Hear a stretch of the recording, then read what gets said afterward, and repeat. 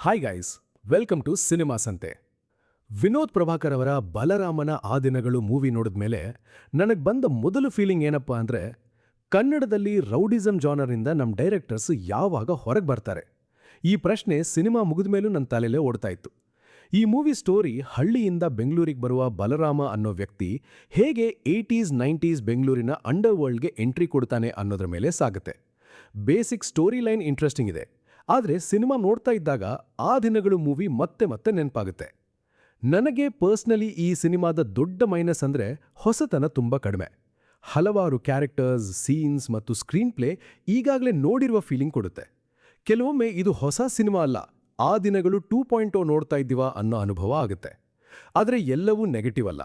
Movie making ಚೆನ್ನಾಗಿದೆ, ಹಳೆಯ ಬೆಂಗಳೂರಿನ ವಾತಾವರಣವನ್ನು ಚೆನ್ನಾಗಿ ರೀಕ್ರಿಯೇಟ್ ಮಾಡಿದ್ದಾರೆ. ಕ್ಲೈಮ್ಯಾಕ್ಸ್ ಕೂಡ ನನಗೆ ಪರ್ಸ್ನಲಿ ಇಷ್ಟ ಆಯಿತು. ಆದರೆ ವಿನೋದ್ ಪ್ರಭಾಕರ್ ಅವರ ಪಾತ್ರದ ಬಗ್ಗೆ ನನಗೊಂದು ದೊಡ್ಡ ಕಂಪ್ಲೇಂಟ್ ಇದೆ. ವಿನೋದ್ ಪ್ರಭಾಕರ್ ಬಗ್ಗೆ ಹೇಳೋದಾದ್ರೆ, ಅವರು ತಮ್ಮ ಪಾತ್ರವನ್ನು ಪ್ರಾಮಾಣಿಕವಾಗಿ ಮಾಡಿದ್ದಾರೆ, ಆದರೆ ಅವರ ಟ್ಯಾಲೆಂಟ್ಗೆ ತಕ್ಕಷ್ಟು ಪವರ್ಫುಲ್ ಸೀನ್ಸ್ ಮತ್ತು ಎಲಿವೇಶನ್ ಕೊಡಬಹುದಿತ್ತು ಅನ್ನೋ ಫೀಲಿಂಗ್ ಬರುತ್ತೆ. ಅವರ ಕ್ಯಾರೆಕ್ಟರ್ ಇನ್ನೂ ಸ್ಟ್ರಾಂಗ್ ಆಗಿ ಬರಿಬಹುದಿತ್ತು.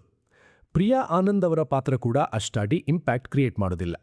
ಇನ್ನೊಂದು ಸಮಸ್ಯೆ ಅಂದರೆ ಸಿನಿಮಾ ಸ್ವಲ್ಪ ಸ್ಲೋ ಆಗಿ ಮೂವ್ ಆಗುತ್ತೆ.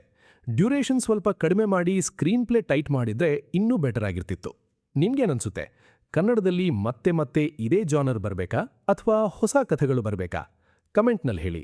ಫೈನಲಿ ಹೇಳೋದಾದ್ರೆ, ನೀವು ಆ ದಿನಗಳು, ಜೋಗಿ, ಡೆಡ್ಲಿ ಸೋಮಾ ತರಹದ ಸಿನಿಮಾಗಳನ್ನು ನೋಡಿದ್ರೆ ಈ ಮೂವಿ ತುಂಬ ಫೆಮಿಲಿಯರ್ ಅನ್ಸ್ಬಹುದು. ನೋಡಿಲ್ಲ ಅಂದ್ರೆ ಒನ್ ಟೈಮ್ ವಾಚ್ ಮಾಡಬಹುದು. ನನ್ನ final rating 3 out of 5 stars. Video ಇಷ್ಟ ಆದರೆ ಲೈಕ್ ಮಾಡಿ, ಶೇರ್ ಮಾಡಿ ಮತ್ತು ಇಂತಹ ಆನೆಸ್ಟ್ ಮೂವಿ ರಿವ್ಯೂಸ್ಗಾಗಿ ಸಿನಿಮಾ ಸಂತೆ ಚಾನೆಲ್ ಅನ್ನು ಸಬ್ಸ್ಕ್ರೈಬ್ ಮಾಡಿ. ಧನ್ಯವಾದಗಳು.